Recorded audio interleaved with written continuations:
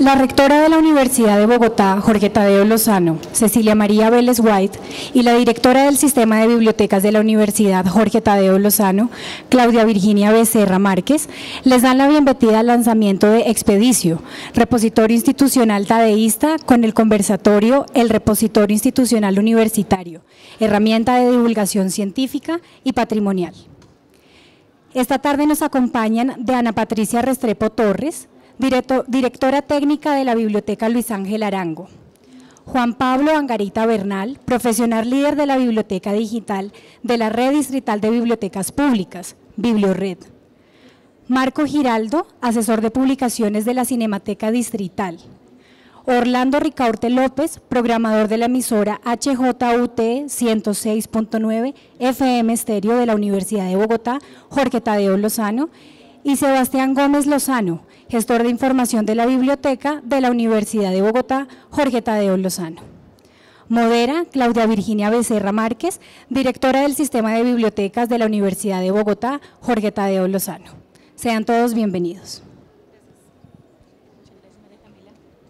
Muy buenas tardes a todos, bienvenidos. ¿Sí me escuchan? Sí. Bienvenidos al evento que hemos organizado para hacer el lanzamiento de nuestro repositorio. Quiero primero enmarcarles sobre el proyecto Expedicio.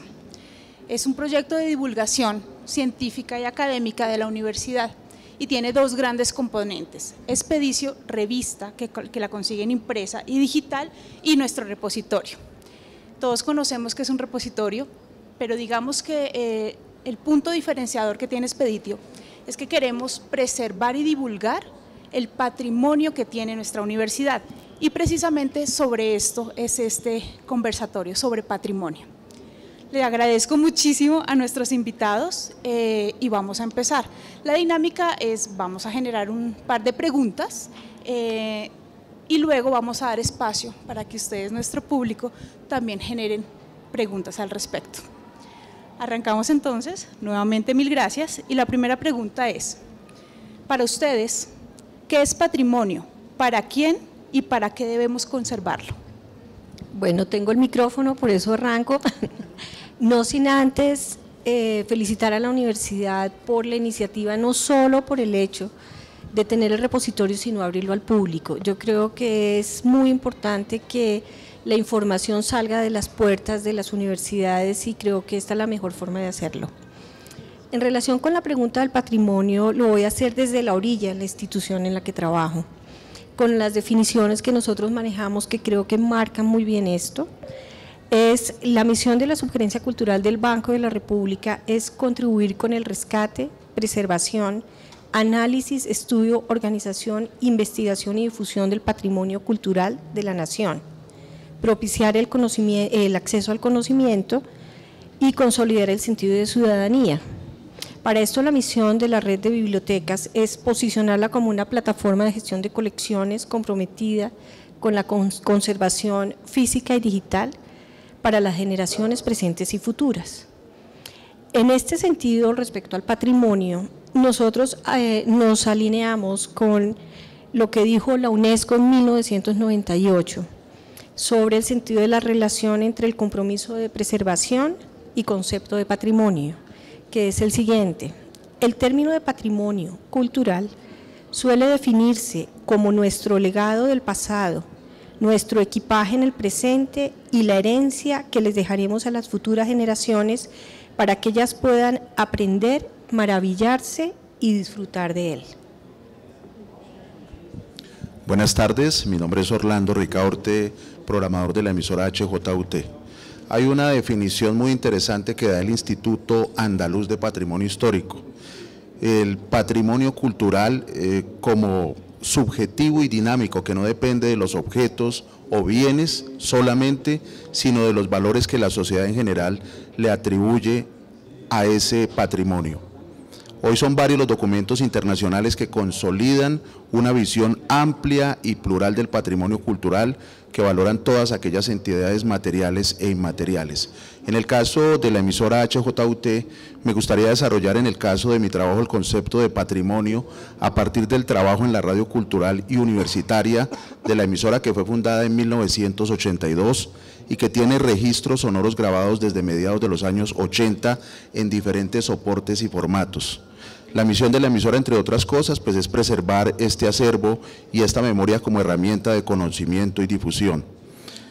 Los archivos sonoros son la voz del pasado, reconstruyen la memoria colectiva con un registro de voces que manifiestan en nuestro trabajo como emisora cultural, formas de componer, de cantar, de escribir. Esas son nuestras fuentes orales que consideramos el patrimonio y los soportes y formatos en los cuales están estas voces que están desde mediados de los años 80. Bueno, muchas gracias por la invitación. Yo soy Juan Pablo Angarita. Yo lidero la Biblioteca Digital de Bogotá, un proyecto de la Secretaría de Cultura y de la Red Distrital de Bibliotecas Públicas, para dar mi definición de patrimonio. Desde hace 2 años, con el proyecto de la Biblioteca Digital de Bogotá, venimos estructurando y conceptualizando cómo debería ser esta plataforma. Brevemente cuento que la pensamos como un canal de acceso sencillo y directo a información valorada y de calidad de la ciudad y sobre la ciudad. Entonces lo pensamos como una plataforma que permitirá búsquedas únicas en los recursos digitales y físicos de BiblioRed y en los recursos digitales de decenas de entidades de la ciudad.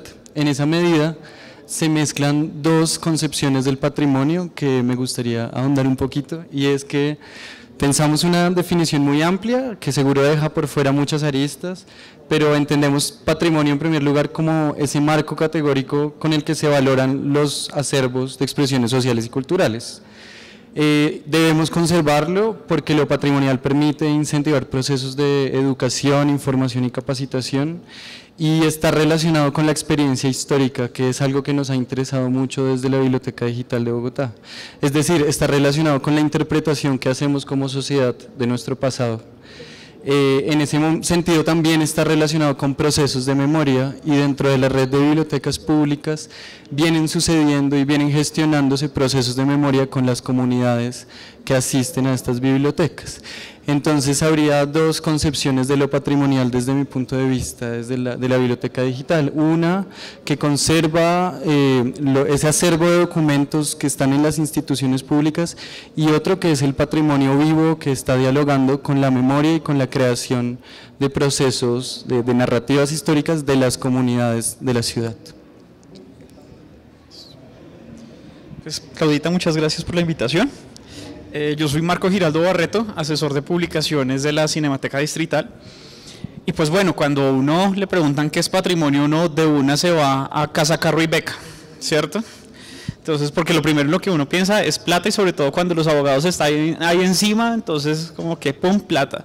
Pero yo creo que en estos términos el patrimonio también es aquello que tiene valor, y todo lo que tiene valor en realidad, que no necesariamente se mide en lo mueble o en lo material, porque por ejemplo las bibliotecas son un banco gigantísimo de patrimonio, los museos lo son, y estas cosas en realidad lo que permiten es conservar elementos, cosas, objetos que tienen un valor determinado, puede ser un valor histórico, un valor emocional, etcétera.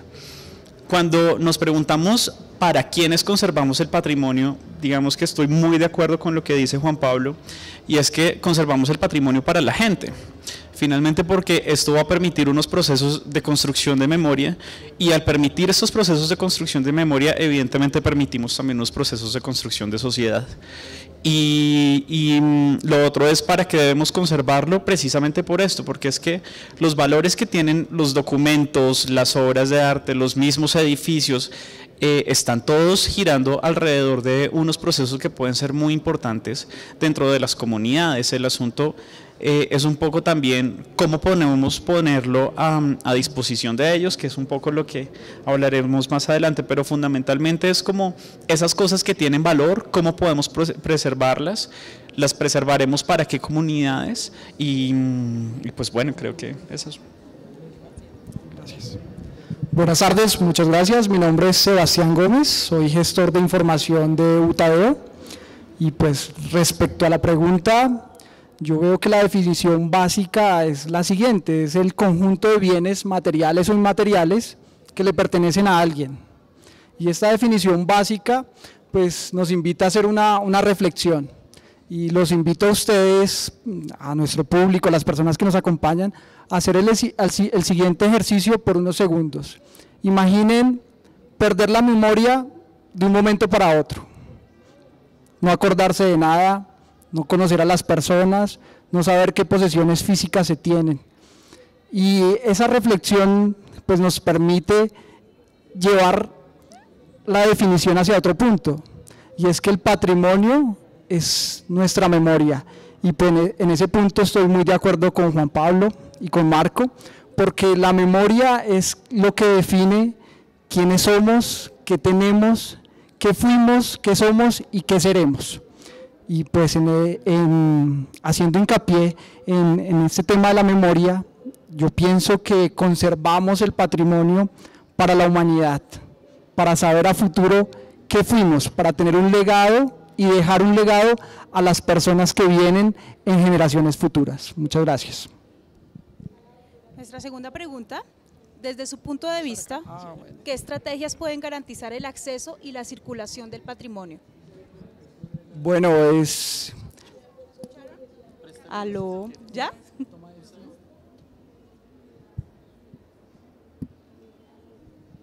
Ok, nuevamente. Desde su punto de vista, ¿qué estrategias pueden garantizar el acceso y circulación del patrimonio? Bueno, como estrategia, los esfuerzos que hacen las instituciones por disponer recursos, por orquestar una serie de funciones y orientarlas hacia la preservación, conservación, catalogación de recursos es muy importante, pero la principal estrategia que le da valor y que orienta a las instituciones a que se beneficien de todo este proceso es el acceso abierto. En lo personal pienso que es una estrategia de las instituciones, de las personas jurídicas y naturales, de ser responsables socialmente, de generar valor compartido en nuestras sociedades al disponer todos los recursos que produce una institución al servicio de la sociedad y de la comunidad. Pienso que es la estrategia más noble que puede hacer en este caso una universidad como lo hace UTADEO.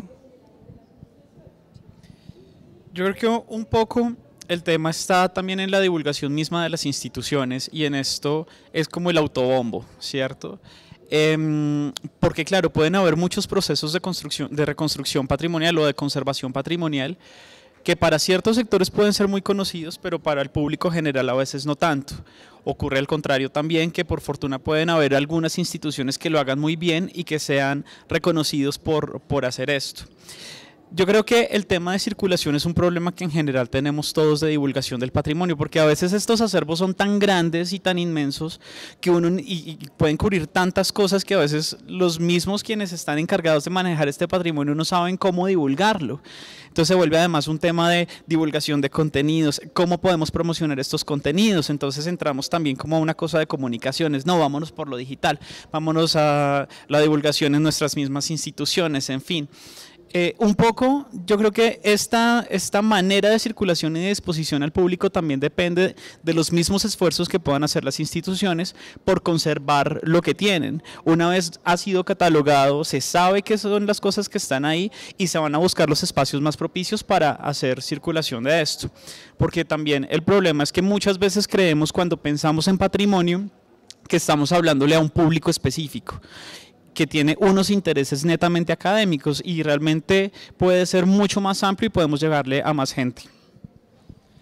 Bueno, yo adhiero con lo que Marco y Sebastián plantean, pero también le sumo una patica, y es la idea de la apropiación de ese patrimonio por parte de las comunidades. Desde mi punto de vista, en la Biblioteca Digital de Bogotá, una vez más pensando que el patrimonio no es una piedra maciza que se queda quieta, sino pensándolo como un asunto vivo, pues hemos empezado a pensar en estrategias de curaduría participativa, en las que los usuarios son los que construyen las narrativas que generan valor sobre el patrimonio que está técnicamente bien dispuesto en los repositorios.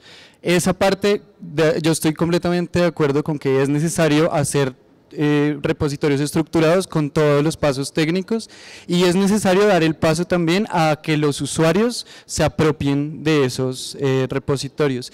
Y es una cuestión de diálogo también entre los gremios, por así decirlo.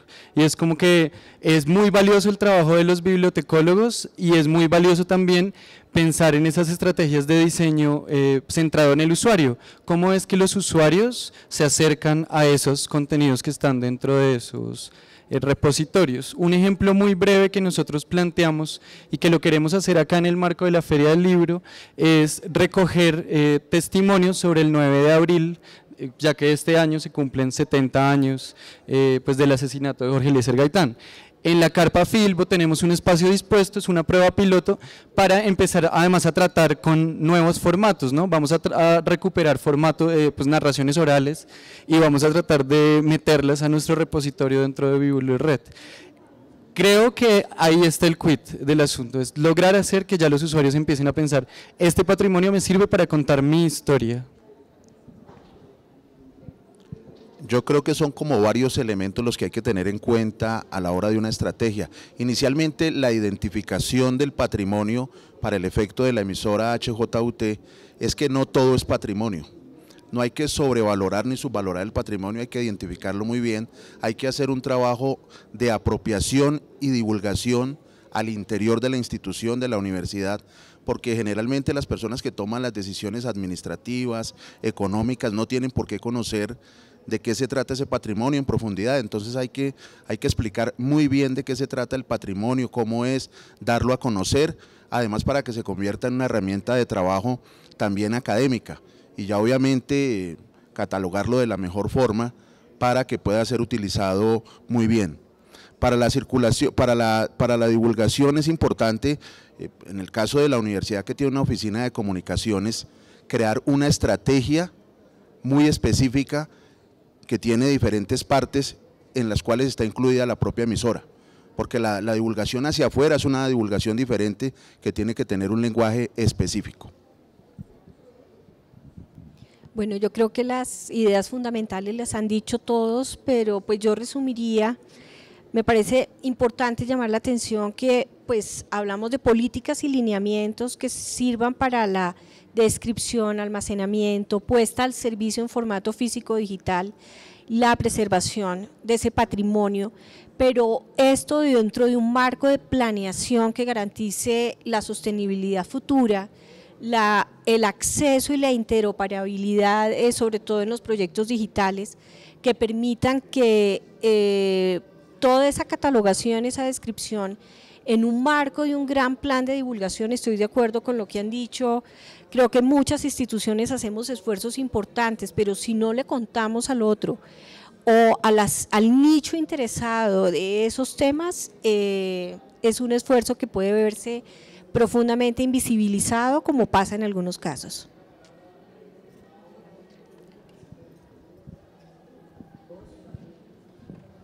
Bueno, uno de los temas más polémicos y sufridos para nosotros es en el tratamiento de datos e información es el tema de propiedad intelectual.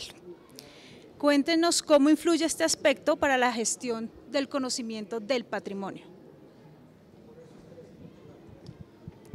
Bueno, es claro que nadie está por encima de la norma de derecho de autor, de las leyes que hacen el control y se propenden para el bien común de todos los ciudadanos.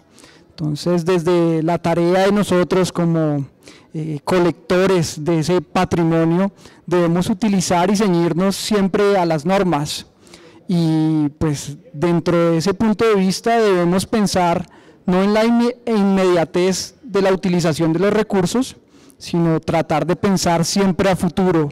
Digamos que el obstáculo no puede ser la confidencialidad ni el derecho de autor, porque lo que hoy está confidencial o no se puede utilizar por la ley, muy seguramente a futuro lo estará.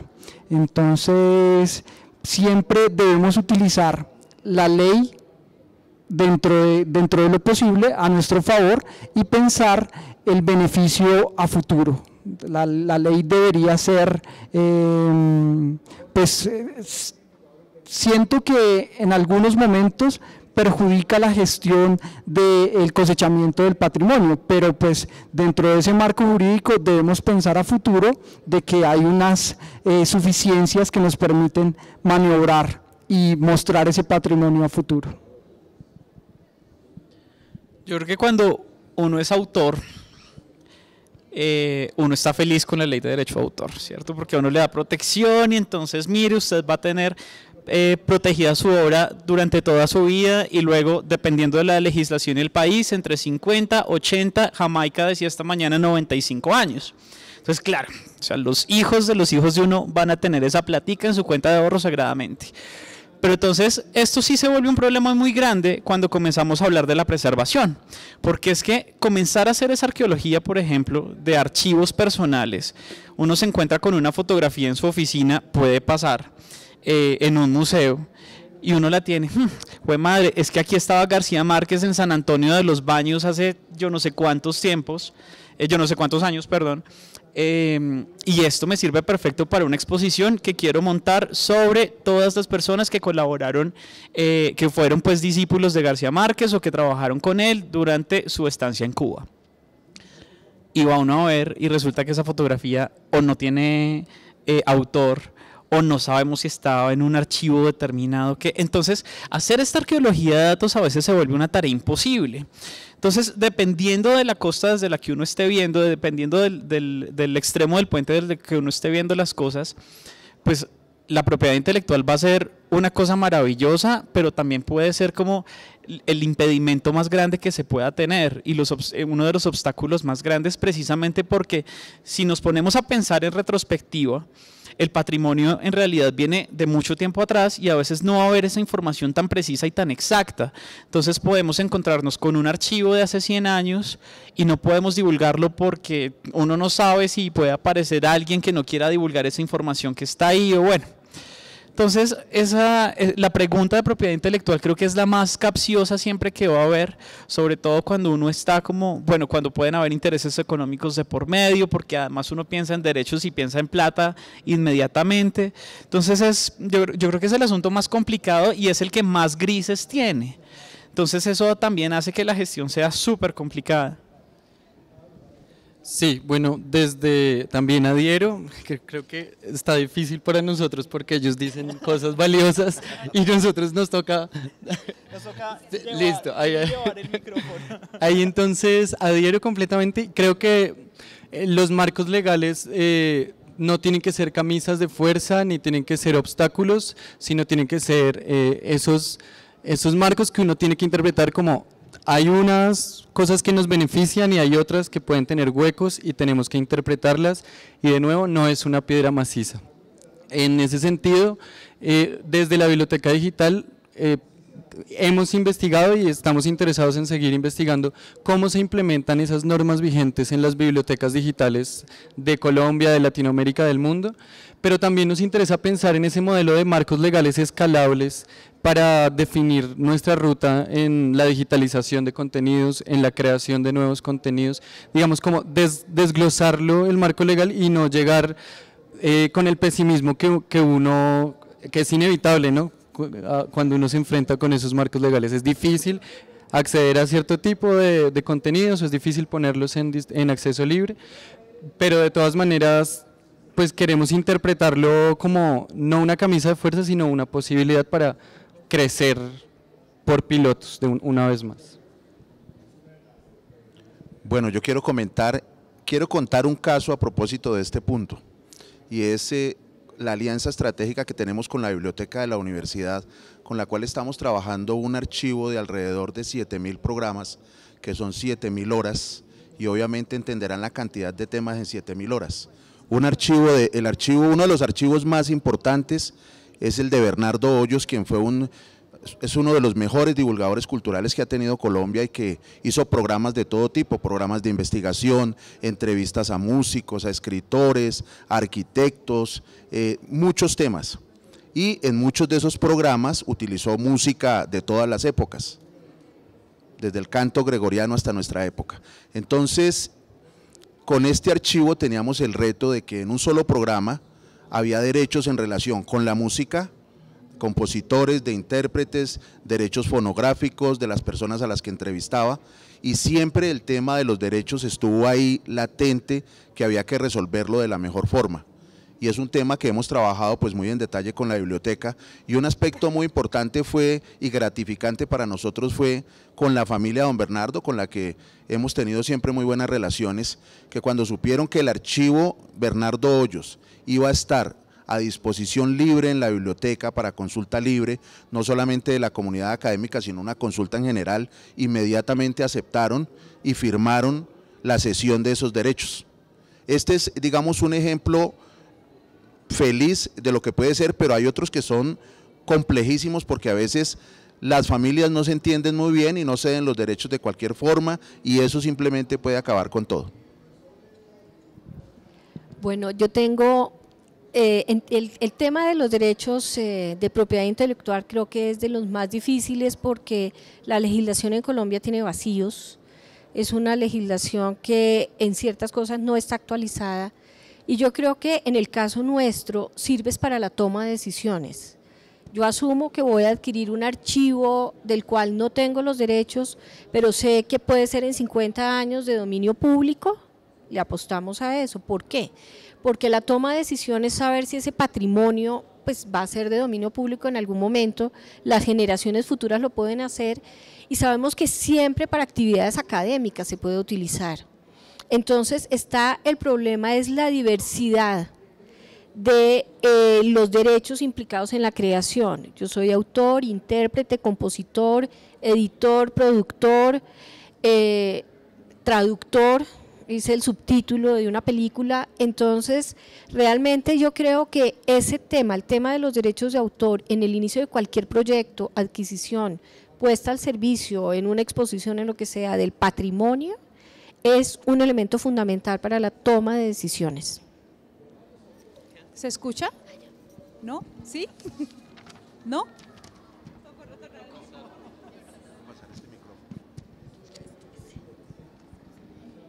Deberíamos saltar.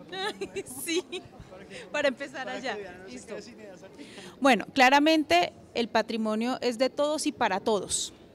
La siguiente pregunta es, entonces, ¿cómo garantizamos que los proyectos en esta línea sean sostenibles? Que empiece Diana. Sí. Diana nos va a robar todo. Listo. Ok, bueno, gracias. Yo pienso que la sostenibilidad yo la veo desde dos puntos de vista. Uno, ahí hay un asunto de políticas públicas que puede que no lo manejemos nosotros directamente, pero los países tienen que tener políticas públicas que garanticen la sostenibilidad de los proyectos de preservación del patrimonio. Segundo, yo creo que la articulación interinstitucional para evitar la duplicación de esfuerzos. No tiene sentido que la Universidad Jorge Tadeo Lozano digitalice el periódico El Tiempo, yo también y El Tiempo también. Es trabajar conjuntamente las instituciones para optimizar recursos, esfuerzos, todos estos procesos son costosos. Y el tercero, me parece que aquí hay un punto, no sé cómo se abordaría, es que los colombianos adquiramos conciencia de la importancia de preservar el patrimonio, así sea empezando con el álbum de fotos de la primera comunión, que nosotros hemos comprado, les confieso, porque es el reflejo de cómo hemos sido los colombianos. Entonces hay que adquirir conciencia, que lo hagamos desde nuestros nichos, nosotros como biblioteca pública, las universidades a través de proyectos como Expeditio, que permiten que si como colombianos adquirimos conciencia, yo creo que la sostenibilidad está garantizada. Para la sostenibilidad yo creo que es muy importante inicialmente el compromiso institucional, fundamental. Formación en gerencia de proyectos para quienes trabajamos y queremos mucho los archivos, pero en muchas ocasiones perdemos la perspectiva de lo que es gerenciar y manejar un proyecto de este tipo. Y hay un elemento adicional, y es buscar un público objetivo para los archivos. El archivo no se puede quedar solamente ahí, hay que darlo a conocer de la mejor forma y desde diferentes puntos de vista. Bueno, yo solo tendría para añadir que yo creo que es importante diseñar procesos estratégicos dentro de las instituciones que también respondan a las necesidades de los usuarios, tanto en cuanto a interfaces gráficas y infraestructura tecnológica, como a todas estas estrategias de hacer que lo que está dentro de los repositorios tenga una circulación. Eso permite pensar en una sostenibilidad de corto, mediano, largo plazo y siempre estar haciendo una evaluación continua en cada una de esas fases. Yo creo que el tema de la sostenibilidad depende de dos variables y una es la naturaleza de la institución y en ese sentido hablo un poco sin ser autoridad de patrimonio fílmico ni nada por el estilo, pero quiero ponerla como ejemplo. Patrimonio es una entidad privada. ¿Y cómo funciona? Si yo necesito unas imágenes, voy hasta Patrimonio, ellos me cobran un impuesto, me cobran una tarifa para tener acceso a esos archivos y poder hacer uso de ellos dentro de una investigación o lo que sea. Entonces, evidentemente por la naturaleza misma de la Fundación Patrimonio Fílmico, pues también hay unos costos relacionados con esto.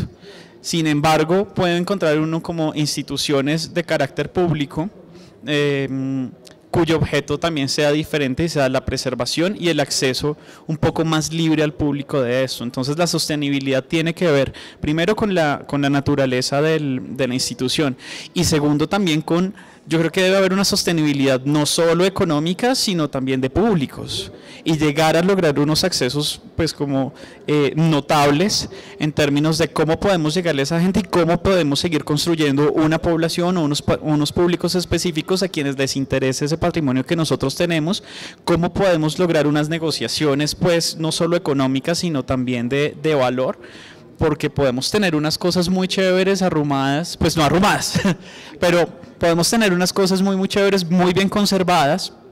Pero hay estrategias que ayudan a facilitar ese proceso y una es servirle a la institución, y hablo desde el punto de vista privado, cuando me convierto en algo que le aporta valor al objeto social de la institución, al desarrollo de sus actividades, me convierto en esa estrategia vital para el funcionamiento de la institución, hago por ende que se garantice una sostenibilidad económica. Entonces, pues desde el punto de vista de los repositorios y de los archivos y de las iniciativas web de preservación, tenemos que encontrar la forma en cómo le damos valor y cómo nos hacemos relevantes, importantes para los procesos de la institución. Entonces, pues hay iniciativas como el ahorro en tiempo y espacio de preservación de documentos que antes se entregaban en físico, simplificación de procesos para paz y salvos y entrega de tesis de grado que valían un montón de plata cuando se hacían en físico, pero ahora en digital se facilita y se ahorra ese rubro, pues hacen que la institución empiece a querer más este tipo de proyectos. Cuando se ahorra tiempo en otras plataformas de preservación, en bases de datos, cuando se ahorra procesos de gestión, digamos, llamémoslo al tema del archivo de la emisora, cuando ya no tengo que contratar otro software para procesar esos archivos y hacerle preservación digital a esos audios y el repositorio me sirve para eso, empiezo a hacerme útil y eso puede ayudar pues para darle sostenibilidad a los proyectos.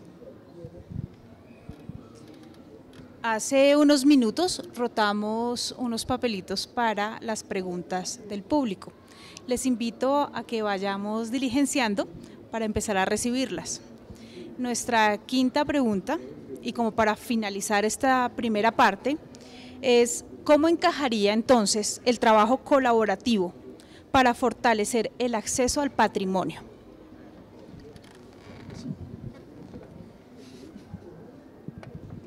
Bueno, yo ya di una idea general del trabajo interinstitucional, ese es importante. El trabajo colaborativo para lo que se refiere a fortalecer el acceso. Sería muy interesante que en Colombia figuraran, pudieran existir trabajos de cooperación interinstitucional más fuertes. Nosotros tenemos muchas formas de hacerlo. para compartir todo el conocimiento de pues, las colecciones, lo hacemos a través de canje, intercambiamos las publicaciones que son de alguna forma el producto patrimonial de una universidad y lo que nosotros producimos físico y digital, que es una cosa muy interesante. Tenemos el canje, tenemos cuestiones de proyectos que permiten que nos unimos para poder hacer programas de exposiciones. Entonces el banco durante toda la historia, cuando se adelanta un proyecto expositivo o un concierto, etcétera, se lleva a otras ciudades y muchas de esas cosas las hacemos en compañía de otras instituciones. También trabajamos en proyectos de formación de lectores y de conocimiento del patrimonio de apropiación. Un buen ejemplo es el Museo del Oro, todo lo que ha hecho para lograr esa apropiación, y la gran mayoría de estos proyectos se hacen mediante alianzas y trabajo colaborativo, donde incluso se aprovecha la experticia del conocimiento que tienen ciertas personas y sobre todo muchas universidades colombianas. Un ejemplo de trabajo colaborativo es el que realiza la Red de Radio Universitaria de Colombia, en el cual las universidades que tienen emisoras culturales intercambian contenidos. Sin embargo, hay que ver siempre la naturaleza del intercambio. En este caso tiene que ser algo así como una especie de quid pro quo, que es dar y recibir, pero también existe el caso de alguna emisora pequeña que le interesa tener algunos contenidos de la emisora, y entonces ahí pues siempre se hace con el ánimo de divulgar, de dar a conocer. Las alianzas son fundamentales para dar a conocer los contenidos y yo creo que en muchos casos rebajan los costos. Bueno, en nuestro caso, pues nos interesa mucho apoyarnos en la plataforma física y social de Biblored. Son 23 bibliotecas alrededor de toda la ciudad. Y un caso muy puntual de trabajo colaborativo allí ha sido el de los procesos de formación de formadores o de formación de mediadores. A través de, pues digamos, por ahí hay un canal de difusión de los contenidos que ya están en el repositorio de Biblored y que eventualmente en el proyecto de la Biblioteca Digital de Bogotá, pues esos mediadores, que no son solo mediadores que trabajan en las bibliotecas, sino también padres de familia, profesores, etcétera, con un principio de lo experimental salen a utilizar los contenidos que están dentro de nuestra biblioteca digital, y siempre pensando pues que es inevitable que haya problemas y que hay que de nuevo pilotear estos procesos. Pues el trabajo colaborativo yo creo que es fundamental entre instituciones, pero no solo entre instituciones, sino también entre personas, y además dentro de las instituciones también se ven los matices. Es decir, las instituciones que están interesadas en el patrimonio, en su conservación, pero también las instituciones que tienen las herramientas para conservarlo, porque es que a veces no necesariamente quien tiene ese acervo importante tiene cómo conservarlo, y no solo en términos económicos, sino también en recursos humanos, por ejemplo, o en recursos técnicos. Entonces la colaboración se vuelve fundamental para este proceso. Y además de eso está también como la colaboración con personas que pueden tener también unas cosas impresionantes en sus casas, documentos, obras de arte, bueno, qué sé yo, como todo esto todas estas innumerables cosas que pueden hacer parte de un patrimonio y que quieren dejarlo a disposición de las personas, como a disposición del público, por decirlo de algún modo. Entonces, la colaboración se vuelve fundamental tanto para hacer la recolección de ese acervo como para mantenerlo en el tiempo. Bueno, la colaboración es una necesidad sentida. Nosotros, las personas que tenemos el placer de trabajar con archivos, trabajamos en un negocio tan grande como es la historia misma. Es un negocio inmensamente grande, y por más que quieran las instituciones grandes hacer unas cosechas y hacer esfuerzos por divulgar contenidos digitales, siempre van a necesitar apalancarse en otros que hacen una tarea similar. Es una necesidad que se ve en todos los días de la gestión. Entre más se descubren fondos o documentos por conservar, se da cuenta uno que es la punta del iceberg.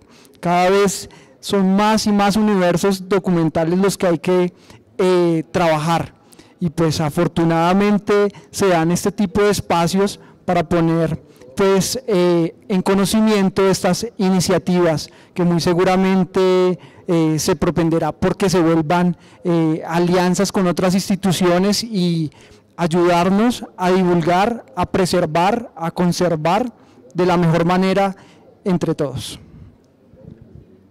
Bueno, hay varias preguntas, vamos a ver cómo nos va con el tiempo. Mientras nuestros panelistas responden sus preguntas, los invito a ingresar con este código a esta página para conocer la percepción sobre este conversatorio. La primera pregunta va dirigida a todos y dice: ¿cómo creen ustedes que se puede hacer llegar libremente la información a las personas que no la conocen? Bueno, el acceso abierto es simplemente una parte, pero ahora las instituciones que trabajamos con este tipo de información tenemos que dar el otro paso, y es la formación. La formación es clave, la formación del usuario, la formación en contribuir, en trabajo colaborativo con el usuario para que se apropie de ese contenido, como lo decía Juan Pablo, es muy importante. La apropiación es relevante, y la formación en el uso documental de los recursos y en el uso de las plataformas que albergan esos recursos. Bueno, yo creo que lo primero es ordenar la casa siempre. Cuando uno tiene la casa limpia, uno sabe lo que tiene. Y cuando tienen en su poder unos procesos de catalogación que se han hecho correctamente, pues lo siguiente es como comenzar a pensar unas estrategias de comunicación que, por fortuna, en este momento estamos casi que absolutamente mediados por internet, entonces no tenemos excusa para no promocionar estos contenidos. Sin embargo, cuando no tenemos conocimiento de estos contenidos, se hace muy difícil saber qué es lo que podemos promocionar. Entonces, digamos que dependemos mucho de qué es lo que cada acervo contiene, y a partir de ahí es como comenzar a pensar una línea de difusión a través de comunicaciones que pueden ser digitales o no, pero que van a funcionar siempre, y hacer ese llamado. Estoy muy de acuerdo con lo que dice Sebastián y un poco con los procesos que ha llevado a cabo Juan Pablo, y es cuando se comienzan a formar públicos también comienza a salir una necesidad de conocimiento específico, y a partir de ahí pues se puede hacer un aprovechamiento gigante de lo que se tiene. Pues pensé inmediatamente, es como en la situación actual de consumo de información a través de internet, que usualmente todos los días tenemos acceso al mar eterno que es internet, y como a repositorios estamos compitiendo con todo tipo de contenidos, y hay una tendencia frente a igual a la que hay que ser escépticos, y es que se consumen píldoras, ¿no? Entonces yo no quiero plantear a los repositorios como enemigos de las redes sociales, sino más bien creo que los repositorios tienen que empezar a hablar el lenguaje de las píldoras. Si tenemos una labor es cualificar el contenido que hay a través de internet, ¿cierto? Porque contenido hay mucho y la gente todos los días está mirándose, apenas abre el ojo, mira el celular. Pero tenemos que tener la capacidad de hablar ese nuevo idioma, eso para llegar a nuevos públicos. Como ahora en internet absolutamente todo se mide en tiempo, se mide la visita de un usuario, que generalmente es una visita muy corta, que es un usuario que toca pues su ordenador, y si no le gusta lo que ve inmediatamente cambia a otro sitio, pues tienen que ser unos contenidos muy bien presentados los de los repositorios, muy atractivos visualmente en información. Algo que se utiliza mucho en la radio es la redundancia, que es una repetición de información para calar en el oyente. Yo creo que ese es un elemento que hay que utilizar para dar a conocer los repositorios a través de diferentes plataformas tecnológicas. Bueno, yo creo algo un poco diferente. Creo que tenemos que partir de conocer quiénes son nuestros usuarios, cuál es el público al que quiero llegar. Es importante saber cómo voy a llegar a ese público. Pongo un ejemplo, nosotros hacemos estudios de usuarios y de navegabilidad web, etcétera. Hemos hecho eso y nos dimos cuenta que hay ciertas zonas de la ciudad a los cuales no nos visitan. Entonces es diseñar estrategias para ese público, o si la mayoría son universitarios y yo quiero que venga otro grupo de investigadores, por decir algo. Es cómo diseño unas estrategias de comunicación orientada a ese público, de acuerdo con las edades, etcétera, para poder llegar a ellos.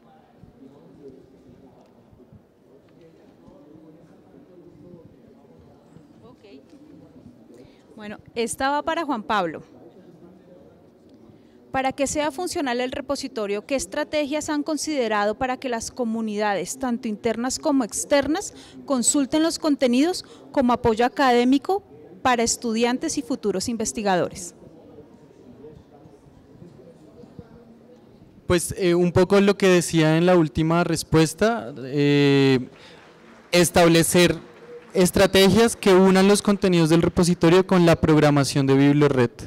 Y la programación de BiblioRed está atada también a la programación o a las visitas de los colegios y de las escuelas en las localidades.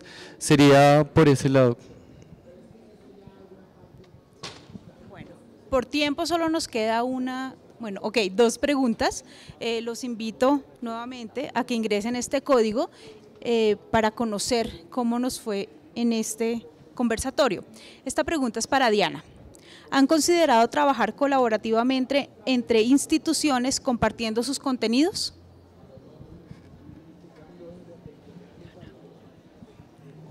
La verdad sí, lo hacemos y lo estamos haciendo. Por ejemplo, hay sí una cuña, hay una biblioteca virtual muy importante en lengua hispana que es la Biblioteca Virtual Cervantes. Yo creo que esperamos lanzar en un par de meses el portal de la Biblioteca Virtual del Banco de la República en la Biblioteca Cervantes. Hemos trabajado, hemos hecho esfuerzos muy grandes, pero que no han podido llegar a conclusión con la Biblioteca Nacional, la Universidad AFIT, otras universidades.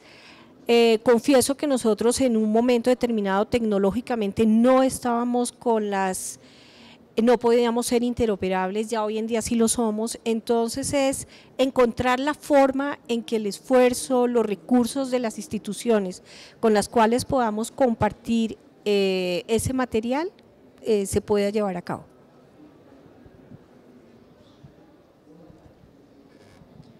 Y nuestra última pregunta va dirigida a todos. Dice, ¿cómo trabajar desde ya en la preservación del patrimonio para las futuras generaciones, en acceso abierto, que es una herramienta para esta preservación? ¿Todo lo que está en acceso abierto ya puede ser considerado patrimonio? Bueno, cómo trabajar es básicamente hay que estandarizarnos, hay que trabajar con los últimos estándares de catalogación, de normalización, de metadatación, pues para que los soportes, los archivos sean estables de forma duradera en el tiempo. Y pues si ya se puede considerar patrimonio el material que está en dominio, en acceso abierto, perdón, yo consideraría que sí, que esa es una batalla, una victoria temprana al sistema que manejamos ahora y que ese material queda para el uso de todos los ciudadanos.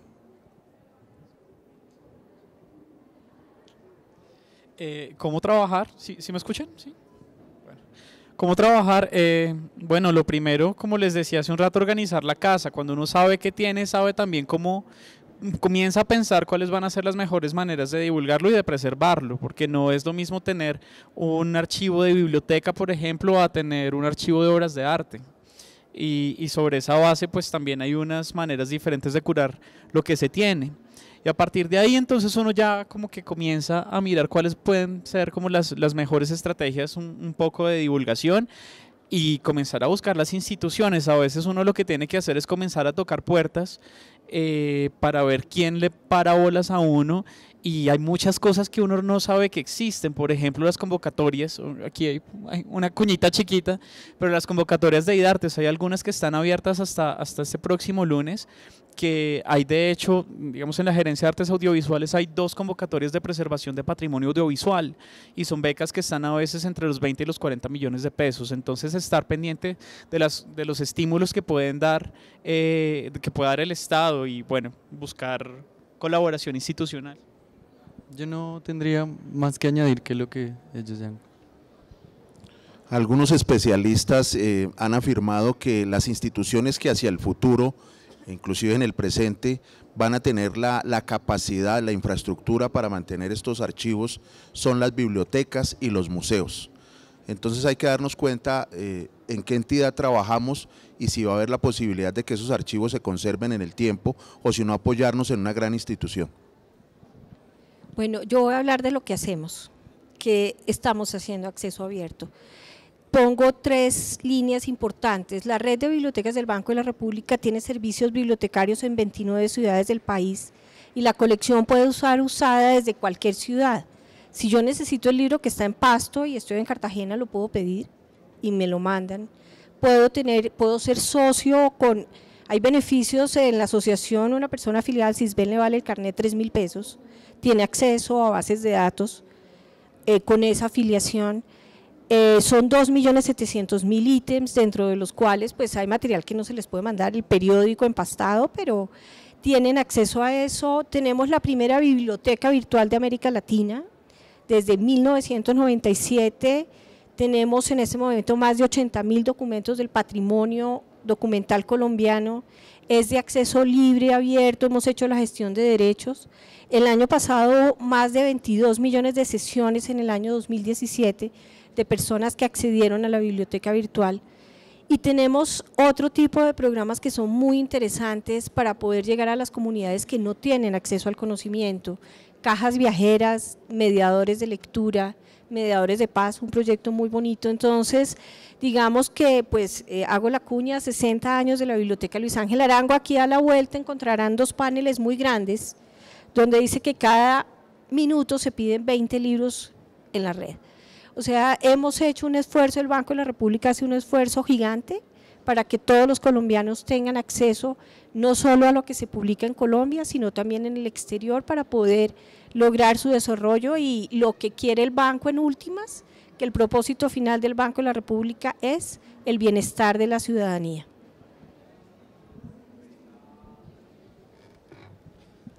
Nuevamente muchas gracias a nuestros invitados y muchas gracias a ustedes por acompañarnos el día de hoy.